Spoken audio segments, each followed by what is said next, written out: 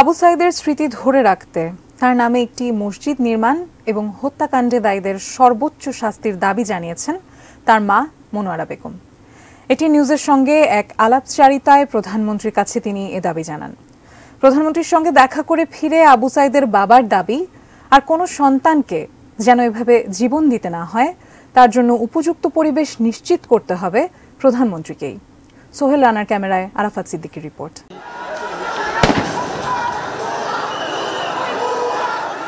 রংপুরের বেগম রোকেয়া বিশ্ববিদ্যালয়ের শিক্ষার্থী আবু সাইদ ফেসবুক, ইউটিউবে ভাইরাল হওয়া নিরস্ত্র এই তরুণের মৃত্যুর ভিডিও নাড়া দিয়েছে পুরো জাতিকে।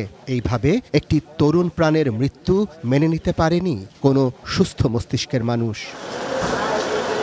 প্রধানমন্ত্রী শেখ হাসিনার আমন্ত্রণে তার সঙ্গে দেখা করতে রংপুর থেকে ঢাকায় এসেছিলেন আবু সাইদের পরিবার।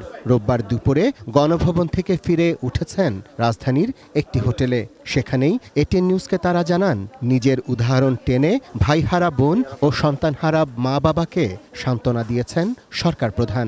সে সঙ্গে দোষীদের শাস্তি নিশ্চিত করার আশ্বাস দিয়েছেন তিনি। মাননীয় প্রধানমন্ত্রী আমাদেরকে সান্ত্বনা দিল, যে বলল আমার পরিবারকেও এরকম, তোমাদের শুধু কারো তো ভাই গেছে, কারো স্বামী গেছে, আর আমার সপরিবার গেছে। ছোট ভাই 10 বছরের ছিল, তাকেও মারা হয়েছে। আমি কিভাবে এটা শোক সইতে পারতেছি, আমার অবস্থাটা বোঝো, আমি কিভাবে এরকম করে আসছি। শিরিমিন আমাদের সাথে দেখা করলেন, ওনাকে ধরে যখন কান্না করলাম বললাম, উনি বললেন যে আমি তো আপনাদেরই এলাকার, আমি আপনাদের বাড়িতে যাব, আপনাদের বিস্তারিত শুনবো। এই আশায় আমরা আশ্বস্ত হয়ে এখানে ফিরে আসলাম। আবু সাইদের পরিবারের সদস্যরা বলছেন, কোনো কিছুতেই একটি মৃত্যুর ক্ষতিপূরণ হয় না। তবে সারা দেশের মানুষ ও প্রধানমন্ত্রী যেভাবে সম্মান দেখিয়েছেন তাতে কৃতজ্ঞ তারা।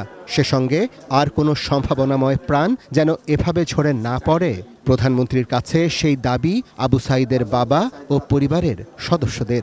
সরকারের কাছে দাবি আছে, একটাই দাবি, সেটা হচ্ছে আমার ভাইয়ের যেন সঠিকভাবে তদন্তের মাধ্যমে সঠিক বিচারটা পায়, যে হত্যা করছে তার জন্য বিচার হয়।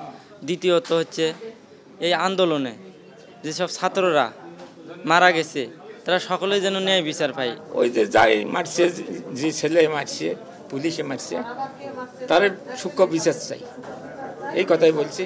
16 জুলাই আবু সাইদের মৃত্যুর পর থেকেই নানা কথায় নানা ভাষায় তার স্বজনদের সান্ত্বনা দিয়েছেন সমাজের সর্বস্তরের মানুষ। তবে আবু সাইদের মা জানেন কোনো কিছুতেই তার সন্তান ফিরে আসবেন না। প্রধানমন্ত্রীর কাছে তাই এক সন্তানহারা মায়ের অনুরোধ, আবু সাইদের স্মৃতি যেন ধরে রাখা হয়।